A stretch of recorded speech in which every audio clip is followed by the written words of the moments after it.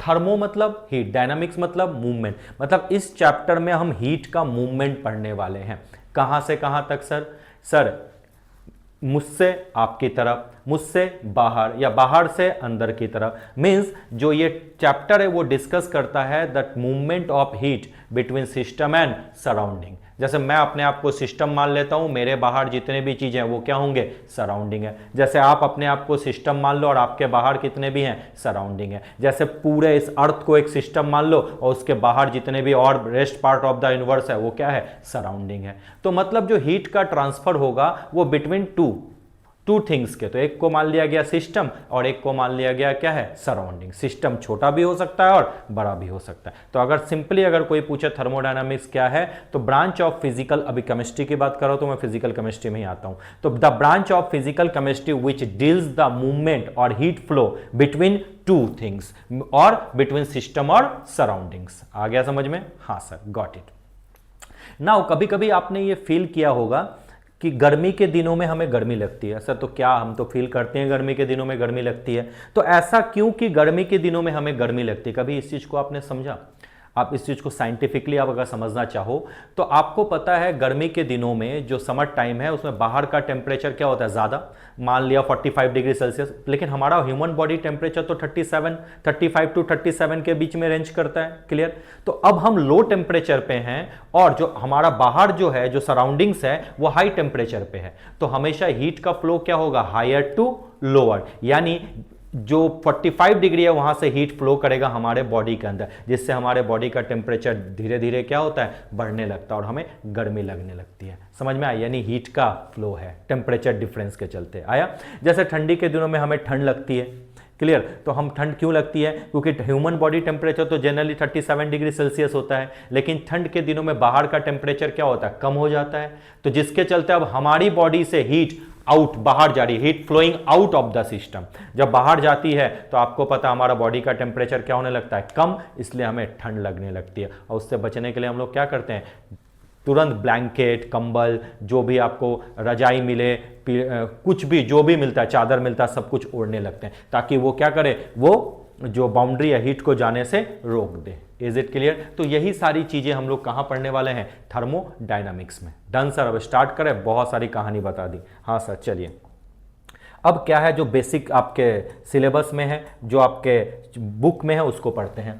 Thermodynamic deals with the study of transfer of energy from one to another. One to another को मैंने क्या बोला? From system to surrounding. Is it clear to you? Scope of thermodynamics, thermodynamics के क्या क्या scopes हैं और क्या क्या लिमिटेशन है। पहली बात, it tells how a chemical reaction proceed. जब भी कोई केमिकल रिएक्शन होता है तो आप देखोगे वो कभी एनर्जी रिलीज करता है। जैसे आपने कार्बन को बर्न किया, किसी चीज को बर्न करते हैं तो एनर्जी रिलीज होती है, गर्मी लगती है ना? हाँ, तो एनर्जी रिलीज होती है, यानी एनर्जी चेंज हुआ तभी तो रिलीज हुई। ठीक है? तो ये बताता है how a chemical reaction proceed. तो कभी एनर्जी रिलीज होगी तो कभी एनर्जी क्या होगी? गेन होगी। और अगर हीट का मूवमेंट है तभी तो थर्मोडायनामिक्स है। हाँ सर। नेक्स्ट, इट फिजिकल और and chemical change during a reaction. किसी भी रिएक्शन के ड्यूरिंग जो फिजिकल और केमिकल चेंज होता है वो क्यों होता है? जैसे आइस मेल्ट होता है जब उसको हायर टेम्परेचर में लेके आओगे, यानी जब रेफ्रिजरेटर से बाहर लाओगे तो आइस कुछ समय बाद क्या हो जाता है? मेल्ट हो जाता है। तो वो सारी चीजें भी इसमें समझ में आएगी, क्यों और क्यों नहीं। ठीक है? Next, whether a chemical reaction is practically possible और नॉट। कोई केमिकल रिएक्शन फिजिबल है या नहीं, ये भी ये बताएगा। Next, how laws of physical chemistry are drive. Physical chemistry के लॉज को हम कैसे ड्राइव कर सकते हैं, कैसे इंटरलिंक कर सकते हैं। ये क्या है? Scope of thermodynamics. ये सारी चीजें हम समझ सकते हैं थर्मोडायनामिक्स में। डन। नेक्स्ट, क्या लिमिटेशन है? It is applicable only for macroscopic property. आपको पता है जब क्वांटम मैकेनिक्स आया तो दो तरह के चीजें हमने पढ़े, मैक्रो और माइक्रो। माइक्रो मतलब स्मॉलर पार्टिकल जो क्वांटम मैकेनिक्स में चला गया, और जो क्लासिकल फिजिक्स है उसमें क्या चला गया? मैक्रो मतलब बिगर साइज पार्टिकल। यानी ये जो है क्या है? मैक्रोस्कोपिक प्रॉपर्टी है, बिग प्रॉपर्टीज है, बिगर साइज पार्टिकल्स के लिए एप्लीकेबल है, जहां पे विजिबल है। यानी इलेक्ट्रॉन, प्रोटॉन और न्यूट्रॉन में ये प्रॉपर्टी एप्लीकेबल नहीं है अभी तक। Done. Yes, it only consider initial and final state of the system. मतलब सिस्टम इनिशियल स्टेट में क्या है और फाइनल स्टेट में क्या है, ये दोनों को कंसिडर करता है। Got it? It does not tell us about the rate and mechanism of the reaction. ये रिएक्शन का तो ना तो मैकेनिज्म बताता है ना तो रेट बताता है। और अगर इन दोनों को पता करना हो तो आपको कहां जाना होगा, केमिकल काइनेटिक्स में। Chemical kinetics rate of reaction भी बताता है और मैकेनिज्म ऑफ द रिएक्शन भी बताता है। क्या बेसिक जो चीजें मैंने बोली वो समझ में आया? अभी तक मैंने टॉपिक स्टार्ट नहीं किया, बिल्कुल एक फॉर्मेट बना रहा हूं कि चीजें आपके दिमाग में आनी चाहिए, हम क्यों पढ़ते हैं और क्या लिमिटेशन है, क्या नहीं मिलने वाला। Done sir? हाँ, अब आगे बढ़े, बिल्कुल बढ़ते हैं। अब आइए, मैंने बोला system, surrounding, universe and boundary. System क्या होता है? एक ऐसा, पहला तो पूरा इनवर्स है, बहुत इनवर्स तो कितना बड़ा पता है। इनवर्स के दो पार्ट हैं, एक सिस्टम और एक सराउंडिंग। सिस्टम वो पार्ट होता है जिसको हम कंसीडर करते हैं किसी भी लॉ को वैलिड करने में या किसी भी प्रोसेस को करने में, समझने में। और सिस्टम के बाद जो भी यूनिवर्स का पार्ट बचा वो क्या हो गया? सराउंडिंग। जैसे मैं बोलूं कि मैं एक सिस्टम हूं, तो मैं अपने आप में जो भी चेंजेस है, जो भी चीजें हैं उसको कंसीडर कर रहा हूं, और अपने आप को जब मैं सिस्टम लिंक कर रहा हूं तो मेरे बाहर जितने भी हैं वो क्या होंगे? सराउंडिंग होंगे। अब सिस्टम छोटा भी हो सकता है और सिस्टम बड़ा भी हो सकता है, इसको नॉर्मल समझो। जैसे सपोज करो आप एक स्कूल में पढ़ते हो, तो उस स्कूल का ड्रेस कोड फिक्स है, उस स्कूल की जो है प्रिंसिपल फिक्स है, उस स्कूल का जो है जो भी डिसिप्लिन है वो अलग हो सकता है, फिक्स हो सकता है। लेकिन आपके स्कूल के बाहर क्या सेम ड्रेस कोड है क्या? कोई कुछ पहन रहा है, कोई कुछ पहन रहा है, किसी दूसरे स्कूल में अलग चल रहा है, किसी तीसरे स्कूल में अलग चल रहा है। तो जब आप अपने स्कूल में जाते हो तो आप एक सिस्टम के अंदर जा रहे हो, मतलब वो एक स्कूल एक सिस्टम है, वहां पे खुद उसके ड्रेस होंगे, खुद उनका एंथम होगा, बहुत सारे लॉज वहां फॉलो हुए। एम आई राइट? जैसे इंडिया है, आप इंडिया की बात कर लो, इंडिया में प्राइम मिनिस्टर है, प्रेसिडेंट है, अलग डेमोक्रेटिक कंट्री है, अलग अलग रूल्स है। क्या यही रूल्स सिमिलर नेपाल में भी यूज होंगे क्या? क्या पाकिस्तान में यूज होंगे क्या? बांग्लादेश में यूज होंगे? नहीं। तो जो इंडिया है वो एक सिस्टम है और हम उस सिस्टम के अंदर है, वहां इसका एक पर्टिकुलर लॉ है, क्लियर? और उसके बाहर जो भी आपको दिखता है वो क्या है? सराउंडिंग है।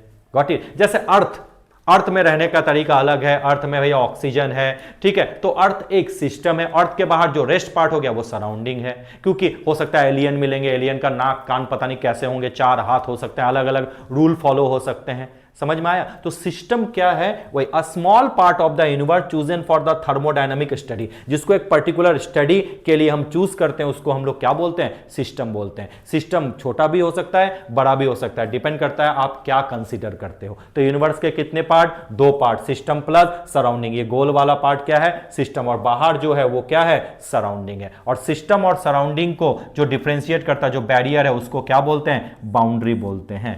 क्लियर? बाउंड्री या वॉल बोलते हैं। ये कंडक्टिंग भी हो सकता है या नॉन कंडक्टिंग भी हो सकता है। Is it clear? जैसे शीशे का घर बना लिया और उसमें हम खड़े हैं, अब कितना भी चिल्ला लो, क्या वो आवाज बाहर जाएगी? नहीं, मतलब इंसुलेटेड मीडिया हो गई। लेकिन अगर ऐसे ही बना दिया और चिल्ला रहे हैं हम, तो आपको पता बाहर आवाज बाहर तक जाएगी, लोग बोले क्यों चिल्ला रहे हो, तो वो क्या होंगे? आपका कंडक्टिंग मान लो उसको, मतलब ट्रांसफर चीजें हो रही है। तो उसी तरह से बाउंड्री कंडक्टिंग भी हो सकता है और नॉन कंडक्टिंग भी हो सकता है। क्लियर? मींस डायथर्मिक वॉल भी हो सकता है और एडियाबेटिक वॉल भी हो सकता है इन टर्म्स ऑफ थर्मोडायनामिक्स। आ गया समझ में? हाँ, तो वही लिखा हुआ है कि system and surrounding together constitutes the universe. The real imaginary surface और line that separate a system from its surrounding is called what? Boundary. क्या ये तीनों चीजें समझ में आई? System, surrounding, universe and boundary. Boundary may be conducting, may be non conducting, means it may be diathermic और may be adiabatic wall. Adiabatic मतलब complete insulation लेके आ जाएगा। ठीक है, चलिए नेक्स्ट आ जाइए। अब आता है सिस्टम के क्या टाइप होते हैं। तो type of system on the basis of boundary.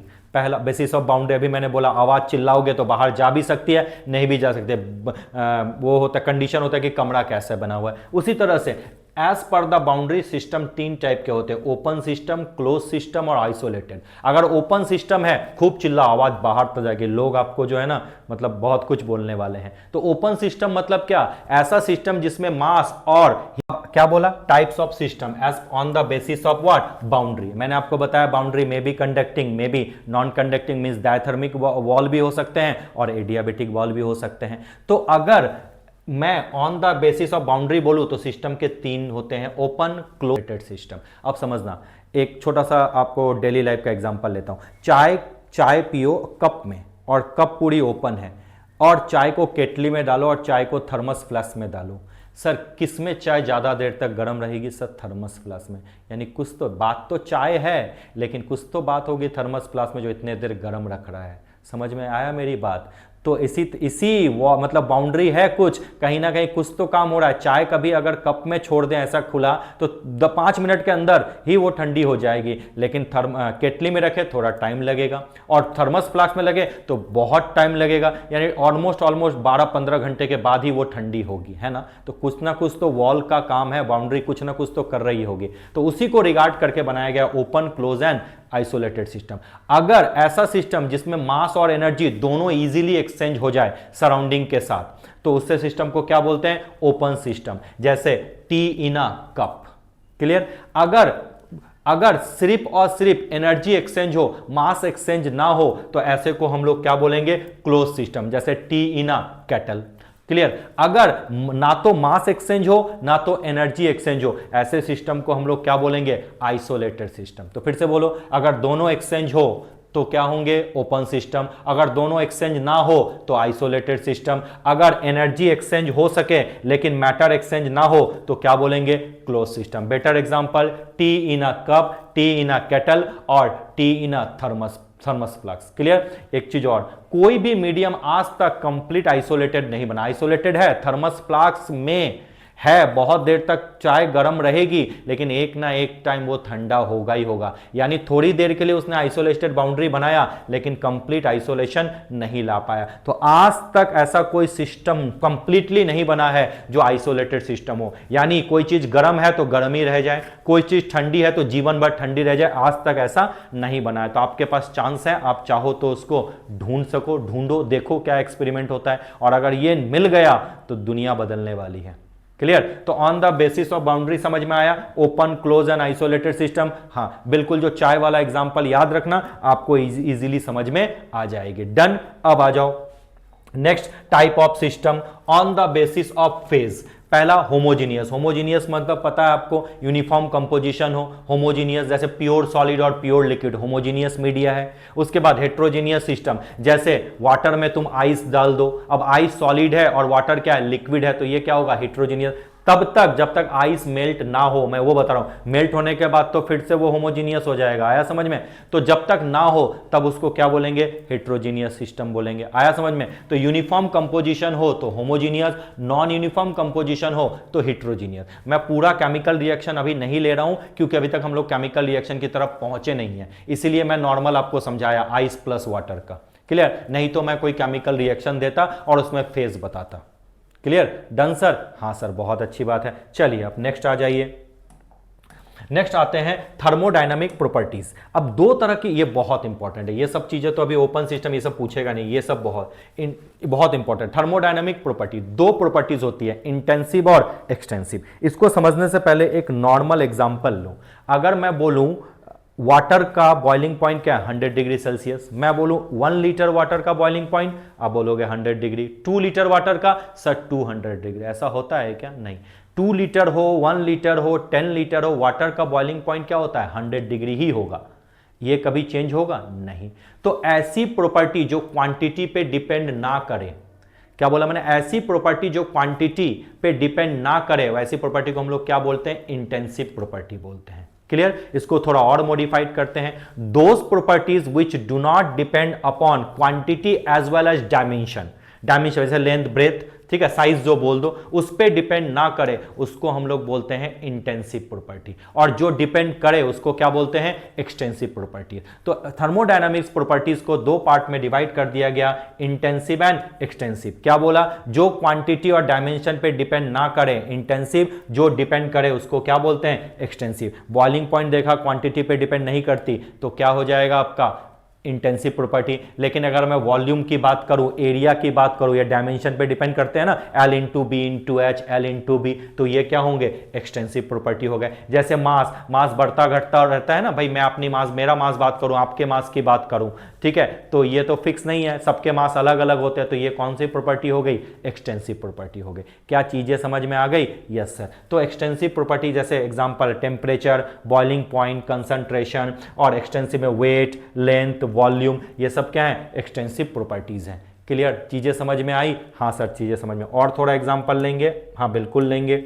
चलिए, जैसे temperature, density, hardness, colour, concentration, melting point, boiling point, molarity, pressure, specific heat capacity, specific volume, ये सब क्या है आपके इंटेंसिव प्रॉपर्टी हैं। क्लियर। अगर मैं एक्सटेंसिव की बात करूं, mole, energy, mass, volume, enthalpy, entropy, internal energy, Gibbs free energy, heat capacity जिसको मोलर हीट कैपेसिटी बोलते हैं, क्लियर, ये सब आपके क्या है, सॉरी ये हीट कैपेसिटी है, यहाँ स्पेसिफिक और मोलर हीट कैपेसिटी यहां आएगा। क्लियर। इन सबको हम लोग क्या बोलते हैं, एक्सटेंसिव प्रॉपर्टी बोलते हैं। Clear to you? हाँ सर, समझ में आ गया।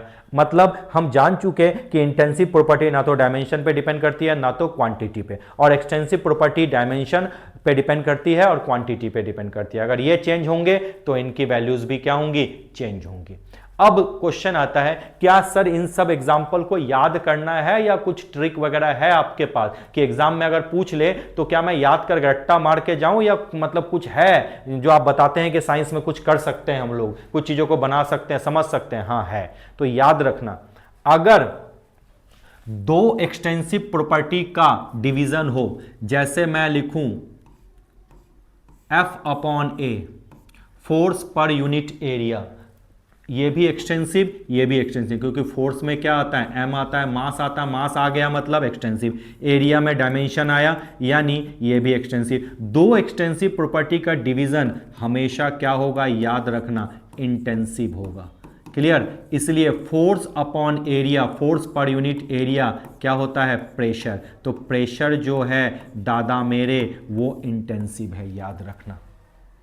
आया समझ में? पहला चीज समझ में आया, गुड। अब जैसे मैं बोलूं डेंसिटी, डेंसिटी इक्वल टू होता है मास, यानी क्वांटिटी है, वॉल्यूम डायमेंशन है, तो मास पर यूनिट वॉल्यूम, ये भी एक्सटेंसिव, ये भी एक्सटेंसिव। तो दो एक्सटेंसिव का जो डिवीजन होगा वो दादा भाई मेरे क्या हो जाएगा, इंटेंसिव प्रॉपर्टी हो जाएगी। क्या हो जाएगी, इंटेंसिव। पहला चीज समझ में आया, गुड। अब याद रखना, कोई भी प्रॉपर्टी में, अब और एक चीज, जैसे कोई भी प्रॉपर्टी में अगर मोल लग गया, लाइक मोलर, जैसे इंथैल्पी, इंथैल्पी को हम बोलेंगे एक्सटेंसिव प्रॉपर्टी, लेकिन मोलार इंथैल्पी को हम लोग क्या बोलेंगे, इंटेंसिव प्रॉपर्टी। याद रखना। अरे मोल के बारे में बात नहीं कर रहा हूं, मोलार लग जाए तब बात करो, ये सब ट्रिक है समझने के लिए। Is it clear to you? अरे मोल तो भैया उसके साथ तो मास जुड़ा है ना, हाँ है ना, बिल्कुल। तो याद रखना ये एक्सटेंसिव है। Clear to you? जैसे 1 मोल 2 मोल का मास चेंज होता रहता है। अब जैसे मैं एल्युमिनियम के 1 मोल का मास बोलूं तो वो होता है 27 ग्राम, लेकिन 1 मोल कार्बन का मास बोलूं तो वो होता है 12 ग्राम। यानी मास पे डिपेंड हुआ ना? हाँ सर, है तो 1 मोल लेकिन मास बदल गया, तो ये एक्सटेंसिव है। तो ट्रिक क्या बोला, फिर से ध्यान से समझो, दो एक्सटेंसिव प्रॉपर्टी का अगर डिवीजन हो तो वो हमेशा इंटेंसिव, और अगर मोलर लगा है, जैसे इंथैल्पी एक्सटेंसिव है तो मोलार इंथैल्पी क्या है, इंटेंसिव हो जाएगा। तो ये ट्रिक है, अच्छे से याद से समझना है, बाकी यहां से ये चीजों को देखो।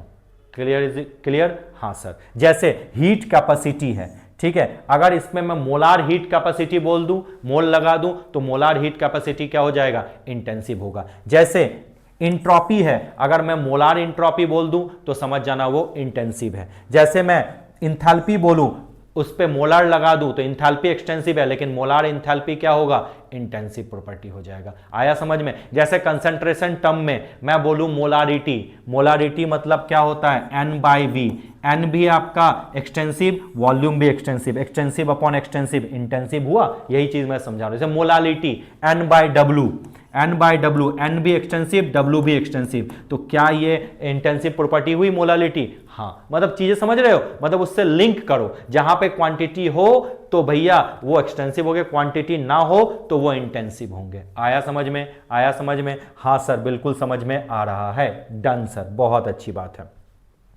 चलिए अब आ जाइए, इसके रिलेटेड क्वेश्चन प्रैक्टिस करते हैं तो और भी चीजें आपको समझ में आएगी। चलो, सरफेस एरिया क्या है, आपको पता है एरिया है यानी डायमेंशन है, तो ये क्या होगा, एक्सटेंसिव होगा। Then which of the following is intensive property, आपको पता है टेम्परेचर फिक्स है, क्लियर, डेंसिटी फिक्स है, mass upon volume, melting point fix होता है, यानी ऑल ऑफ दिस, ये सब क्या है आपके इंटेंसिव प्रॉपर्टी है। ट्रिक समझ में आया? यस। और बाकी जो मेन थ्योरी वो समझ में आई, जो क्वांटिटी और डायमेंशन पे डिपेंड ना करे वो क्या होंगे, इंटेंसिव, जो डिपेंड करे वो क्या होंगे, एक्सटेंसिव।